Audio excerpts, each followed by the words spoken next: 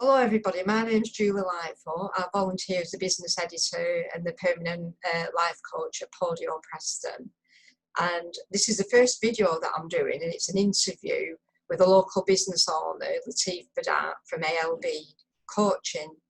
Hi Lateef, thanks for meeting with me today, virtually of course. Very welcome, Julie. It's a pleasure as always.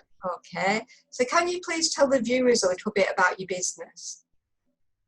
Yes, the business, it's ALB Business and Confidence Coaching. We've been running for nearly 12, 13 years. We specialise working mainly business to business and some professionals. And what we do is we help business owners and their teams maximise their business message through 5 key areas. So one is about improving your business pitch, your 60-second elevator pitch. The second one is public speaking. Third is presentation skills. Fourth is networking skills, and the final one is sales. However, during this time of lockdown, I've been focusing more on helping business owners with recovery plans, business plans, resetting, getting ready for that bounce back for the business. That's include working with them one-to-one or some of the other senior managers, and then also working with some of the staff teams who've been isolated and want that kind of pick up, get the mojo back, dealing with stress, anxiety, getting the confidence levels back as well. So yeah, that's what I've been focusing on right this moment in time.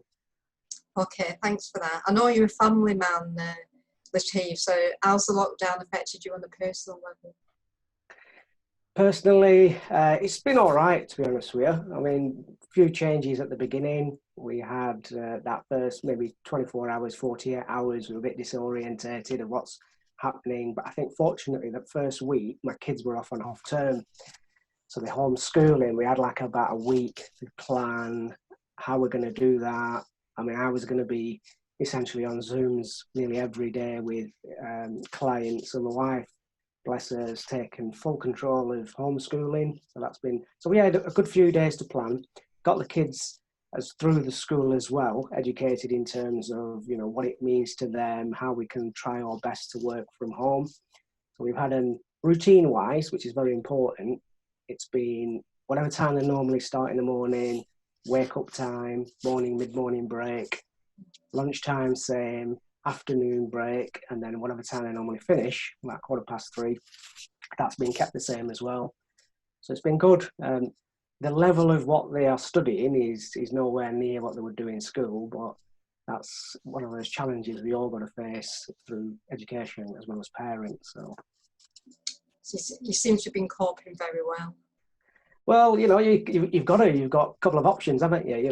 What are you going to do? You look at all your options. This is some of the things I've been looking at with my clients. So I did a little bit of a plan of how I schedule, build up a routine, working from home. So in the first few days, I was working from downstairs. I didn't have this screen in the background, and then you had your kids running around in the background. So little changes as we went along, and then now I've ended up upstairs because I think I was sat on the bed for 3 or 4 days, and my knees and my back started playing. So again, I moved from that environment, even though I tried to make it as comfortable as possible with cushions and everything else. I'm now residing in a small box room upstairs where I've got a little bit of a table, I've got my workstation set up. So it's all key. Every little thing helps. I've tried different methods, and like I say, they weren't really appropriate for the longer term. So now I've got something set up where it's good for me, it's good for the ergonomics in terms of, looking after my health, and also making sure that when I am on Zoom, I can be fully focused. I don't have any niggles. My knees are not stretching, my back's just perfect. So yeah, it takes a while, but we get there by just making smaller changes every day. Thanks for that, Lateef. I actually write a coaching blog for Podio, and at the moment I'm doing a weekly blog about keeping mentally healthy because of the current situation. I just wondered if you had any tips in that regard as well.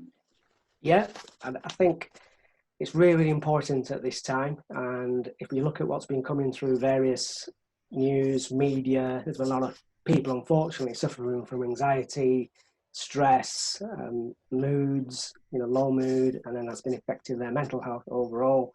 And it's something I covered in some of my social media posts and my Facebook page, as well as quite earlier on, I looked at that in terms of my own kind of newsletter that goes out once a month. So I've talked about understanding how the brain works and understanding how thoughts can affect your behavior, how thoughts can affect your feelings, and how your feelings can affect your behavior, what to look out for, how to change those initial thoughts and stop them in their tracks. In terms of, being in isolation, what you can do about that. So, for example, routine is key, sustainability is key, and I also talked about several tips about how to break free from those kind of cycle of thoughts in terms of, earlier on, a lot of people getting a bit stressed out in terms of where their career is going to be, how the business is going to cope, if people are going to get made redundant or not. People understand about furloughing. So there's a lot of anxiety and uncertainty naturally. So I try to help people in terms of managing that and taking one step at a time, looking at what is in your control and focusing on that. And because there was a lot of ambiguity and a lot of uncertainty, it didn't help. Now, the classic case is things that are out of our control are out of our control. We can try our best to plan. We can try our best to speak to bosses or suppliers or other business owners we're working with. And then we can only go back to our locus of control, things that we can immediately do ourselves to look after ourselves, and then things we can do the next step further to try and manage that risk, which is something I've been speaking about quite a lot recently in different forms. So there's been all sorts of things. I talked about having a self-check system. So a self-check system essentially about daily looking at understanding. So like you would take a temperature of your body if you're not feeling so good, like you would do if you're an airline pilot, you're constantly checking the dials, constantly checking all the meters. And that's the way you've got to look at life and business together and seeing which areas are operating normally, which is going down, and what can you do about them. So the self-check was really about people understanding how do they feel right now, what can they do about it, what has led them to feel that way. So if there's a trigger, we can look out for it next time. If it's a trigger, we can also put a stop to it by putting some interactions in. So one of the key things was to take time out, take deep breaths. If you're sitting down, maybe you could lie down for 5 minutes. Obviously it's a bit safe to do so. Listen to a favorite piece of music. So there's lots of things. I also talked about having bit of time in the morning to start your day with a bit of gratitude.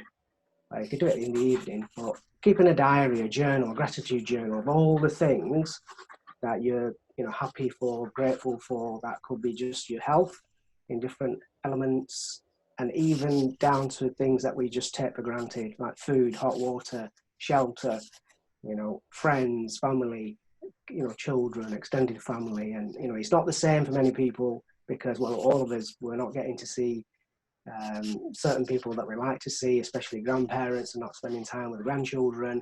So they're doing the next step with either Zooming or Skyping or whatever. So it's not ideal, but it's putting those things in and building a routine up. So I talked about a gratitude journal of listing all those things down and keep adding to the list of what you're grateful for, which really, really has helped a lot of my clients. And I've talked about that in various different things. Then we think, sorry, yeah, go on, I think carry we on. think quite similarly. I've been writing sort of similar things in my blogs to help our readers. I know you're very into mindset as I am myself. Yeah. I mean, with the affirmations, the way I've done it is, if you're not used to affirmations, you can Google them, you can have a look on YouTube and spend more time about understanding what an affirmation is, but it's a positive statement in the present tense about something that's happening right now. So I am feeling robust, I'm feeling resilient, and you've got to say it with that conviction in the present tense, not that I'd like to be. And I gave the example of the New Zealand rugby team, the All Blacks, when they do the haka. And when they do the haka, the way their body movements, the physiology, the way the voice tone is, everything is in line, sort of 110% really believe in what they're saying, and that preps them mentally and probably physically for the game. So I said, when you're doing your affirmations, keep them simple, keep them clear, keep them something that aligns your values to them. So it's got to be something that fits right with you. But whenever you do start getting used to doing them and saying them, have that energy behind them and practice it like you would you know, started off before breakfast, that could be your morning detox thing, and it sets you up for the day. Then you can continue repeating them, and it's other influences. So, you know, by now, most people would have had a chance to declutter. So the earlier part of what I used to talk about was if your workspace at home is something you need to change, that can help on health and well-being. That structure, that planning can also help.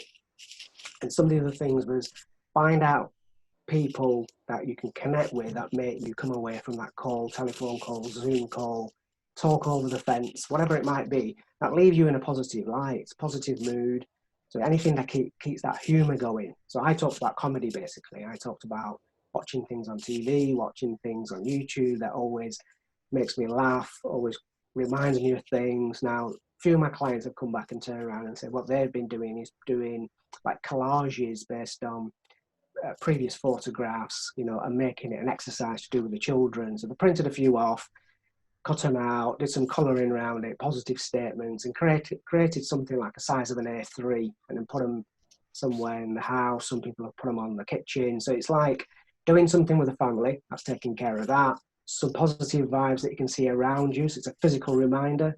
And while you're engaged in that activity, you're focused on doing something you like, you love, brings back lots of positive memories and all those sorts of things. But like anything, you need to consistently do things. If you feel okay for a day or two, then don't feel, right, I feel okay now, I'll just go back to normal. This is the new normal, unfortunately. So this is the time to maybe do one or two things to start off with, practice them, enjoy them, and then build on them so you can do more things. And then they say it takes roughly 21 days to either break a habit or start a new habit. So with that in mind, you can let go of the old and you can also bring in the new.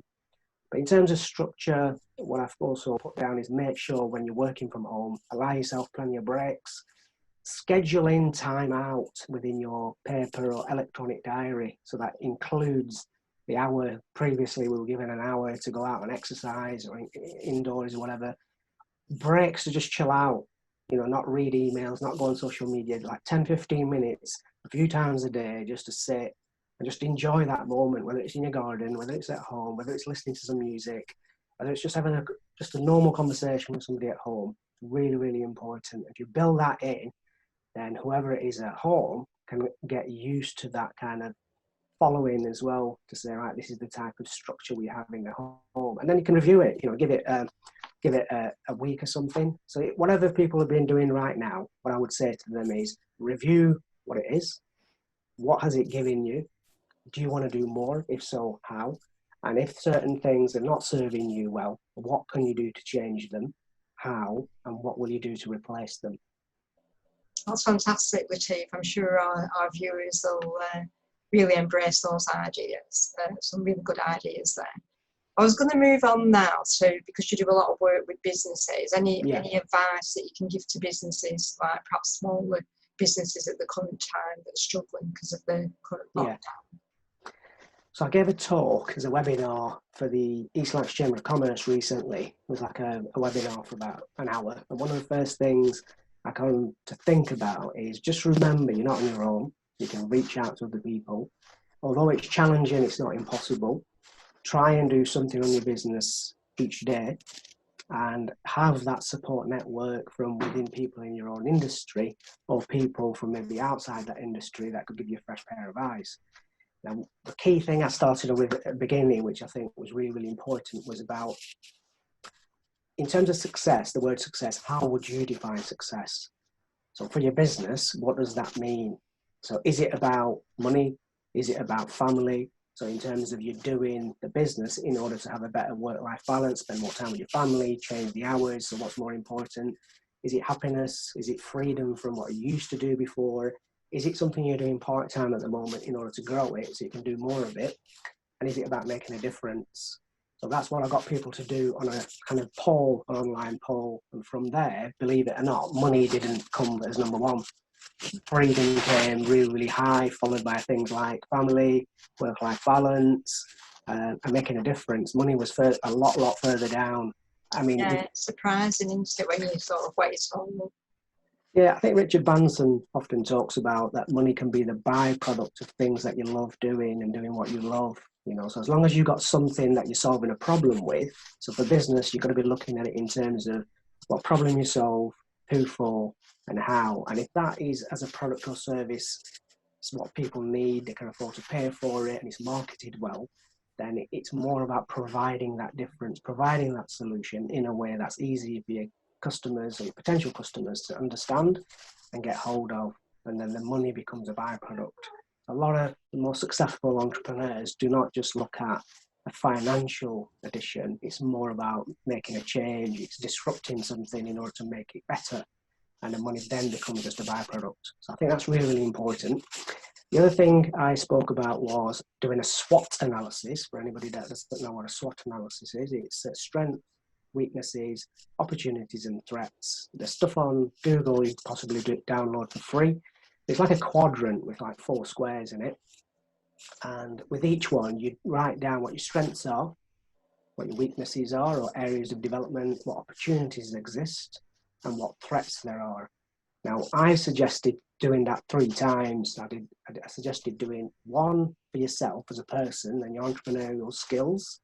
And if you have got a business partner, if you've got a trusted friend, a colleague in terms of people you're working with, or just somebody else who's also in business, you can show it to them and let them know why you're doing it, and they can give you some feedback, because most often there may be things that you have as strengths that you might not see, but they may see in you.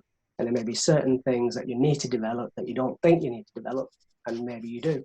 So 1 on yourself, the other 1 on the actual business itself, and then the 3rd one is looking at your competitors. So you do 3 sets of those exercises. If you're in business with other people, as in business partner, you've got an advantage. It will also show you and your business partner or the rest of the team if you're all on the same sheet, if you're on the same page, and then you can have a discussion about what are the priorities going forward in terms of planning. So that was the kind of first section of what we talked about. And I think that is going back to the foundation, going back to basics, because that is what I've returned to with a lot of my own clients, you know, moving back to that stage in terms of understanding with them and reassessing those essential foundations, because the whole landscape's changed. You know, you know, we've heard businesses that have changed the way they work, so become more agile. We've heard businesses changing actually what they do, just because what they normally do isn't an option. So they've changed into doing something slightly different, or sometimes they've just spotted a new opportunity and gone with that. And that's been really, really successful because they're offering something which is timely. So for example, like I told you, I specialise in those areas I talked about before, but at the moment I've been having lots and lots more inquiries and actual sessions, usually at the behest of the business owner, to help staff with stress, anxiety, confidence, those sorts of things, which is all intertwined in the other stuff, but not on its own. So sometimes the market, the people have led to the demand, and through that, the change of slight service focus. Thanks, Lateef. Yeah. Sorry. I was going to ask you, what are your plans going forward? Because it's a really good time, this, for planning. So when, like, the lockdown is starting to ease now, so what are you going to be offering individuals and businesses going forward? One of the key things I'm looking at the moment is continuing offering the one-to-one coaching I do. Normally it's either 6 sessions or 12, but because of COVID, I've kind of reduced the session sizes into batches of 3 sessions, usually about 1.5 hours to 2 hours. So I'm going to continue with that. And I've had a lot more demand on the softer skills type of things, because although people might not talk about it openly, they have been hit. The confidence has been slightly dented. The morale has been slightly kind of eroded. So all of them things, which I love helping people with, I continue doing those. And then for those businesses I've been working with, predominantly, if you think about it as a business owner, the last 12 months, last 18 months, if I ask the question, have you been firefighting, or have you had a consistent plan that you've been focusing on and working towards? The majority of the businesses, either if they had a plan, they've deviated. So it's getting into working with the businesses more. I'm excited to doing that, because there's a really important bit about when you're working in your business, that's the actual client time or selling and all those sorts of things. There needs to be like an 80-20 split. You need to be doing 80% of the day-to-day, and at least 20% you need to be working what's called on your business. So that's understanding if you're doing stuff on social media, what is the impact of your marketing on there, or any other type of email marketing you might have done, inquiries, where they've come from, how are you generating more clients, how are you shaping the business. So we've gone from that stage of keeping people safe, keeping yourself safe, we've moved on from that. So as the time now comes to start opening up and going to different places, how is things going to change? And a lot of the businesses I'm working with is some of their employees want to continue working from home because they've proved that they've been able to successfully do that from home. So that's going to have an impact on how much they spend traveling, which will have a really, really good impact on emissions, being kinder to the environment.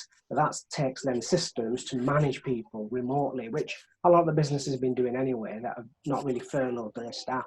So for me, it's exciting to be able to work on another chapter supporting businesses. And for myself, I think what it's taught me is that because I used to do nearly 100% face-to-face beforehand, years and years ago, I used to do quite a lot on Skype. And I think just the way things worked out, it was just easier doing face-to-face. So I'm going to be focusing a lot more on doing Zooms. It'll help me with timings. And it'll also help clients because they won't need to take that time out, really, you know, with going to boardrooms or meet me somewhere and all this sort of stuff. So I'm hoping that flexibility is going to help the business as well as other people. Okay, thanks for that, Lateef. We need to move on a little bit now. Yeah, just mentioned timings there. Yes, absolutely, yeah, absolutely. I'm also looking forward to you coming to speak to one of my groups, Food for Thought in Preston. Yeah. We've worked together a few times because I think both of us are really into sort of collaboration and not sort of competition with local businesses.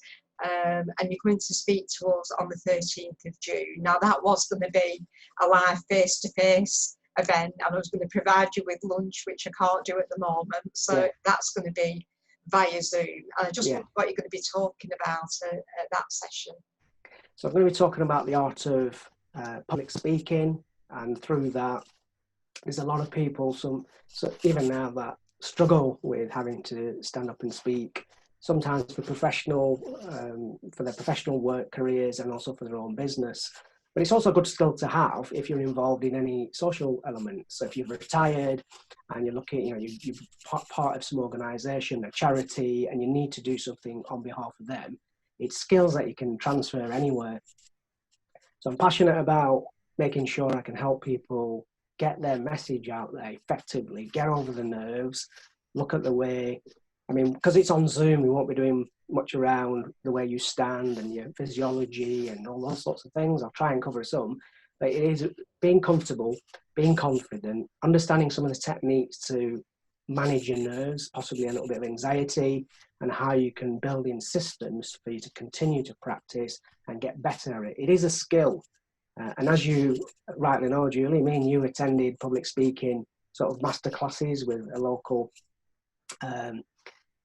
public speaking communication expert called, I forgot her name. Christine Appleby. So we went through that process of constantly starting off at whatever level we were, and then it was like nearly every week. I think it was every other week after that, in terms of preparing certain bits of information, getting feedback from our peers, understanding how you can communicate that message in a calm, confident, clear way. So I'm really looking forward to that. I know the members of the meetup group are as well. So I was just thinking, if people wanted to contact you for more help, what's the best way to contact you, Lateef? Yes, okay, so I've got a Facebook page, which is just Lateef Badat, ALB Business Coaching. So you can click and like that. I post information up every day about different things in terms of inspiration, motivation, and various different things that you can keep updated. I'm on all the social media channels at Lateef Badat. So that's Twitter, Instagram, LinkedIn. I'm not on TikTok.